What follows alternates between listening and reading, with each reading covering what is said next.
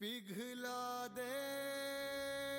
नमस्ते दोस्तों, स्वागत है आपका मेरी एक और वीडियो में। जैसा कि आप सभी को पता है, कल अपने नीट एग्जाम का रिजल्ट आया है और नीट एग्जाम में जो हाईएस्ट जो मार्क्स गए एक बच्चे के वो 686 गए।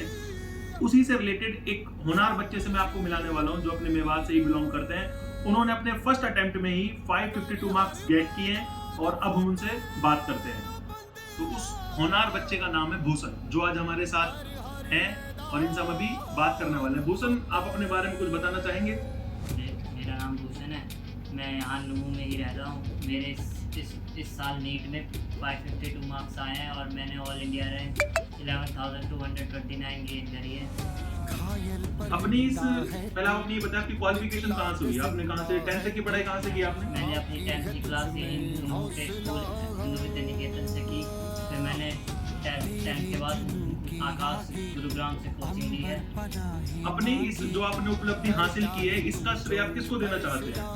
मैं अपनी फैमिली को ये श्रेय देना चाहूँगा। वो हमेशा मेरे साथ लगे रहे, हमेशा मुझे मोटिवेट करा। जब मैंने बोला मुझे नीट करना है तो उन्होंने मेरी बात सुनकर मुझे आकाश में कोचिंग दिलवाई। मेरे टीचर्स भी मुझे हमेशा से ध्यान देते हैं। उन्हें बचपन से मुझसे उम्मीद थी हर टीचर को जो मुझे पढ़ाया है। आपको पता जैसे कि अपने समाज में बहुत सारे बच्चे नीट की तैयारी कर रहे हैं और वो थोड़ा सा एक बार नहीं हुआ, 2 बार नहीं हुआ और वो अपने आप को डिमोटिवेट फील कर लेते हैं। तो ऐसे बच्चों के लिए तुम कुछ कहना चाहते हो? कुछ मैसेज, एक स्पेशल मैसेज को देना चाहते हो जिससे कि उनको भी लगे कि हमें भी कुछ करना है यार? जो नीट में बात होती है वो सबसे बड़ी प्रेशर ही होती है। जो प्रेशर को हैंडल कर लेता है वही नीट निकाल जाता है। पढ़ते तो सभी लोग हैं। जैसे मेरा नीट में जब मैं पेपर दे रहा था तो मेरी फिजिक्स बहुत खराब जा रही थी, तो मैंने आधे क्वेश्चन छोड़ के फिजिक्स छोड़ दी और फिर पहले बायो और केमिस्ट्री ही भरी। फिर मैंने लास्ट में फिजिक्स के क्वेश्चन पर फोकस करा जो बचे थे। भूषण से उनके शेड्यूल के बारे में हम थोड़ा सा पूछ लेते हैं, जानकारी प्राप्त कर लेते हैं किस तरह से उन्होंने अपने नीट की प्रिपरेशन स्टार्ट की है। तो भूषण, आपका जो फर्स्ट ईयर था, आप 11th से तैयारी कर रहे हैं, तो आप कुछ बच्चों को एक मोटिवेशन की फॉर्म में बताना चाहेंगे कि आपने किस तरह से अपने आप को प्रिपेयर किया नीट एग्जाम?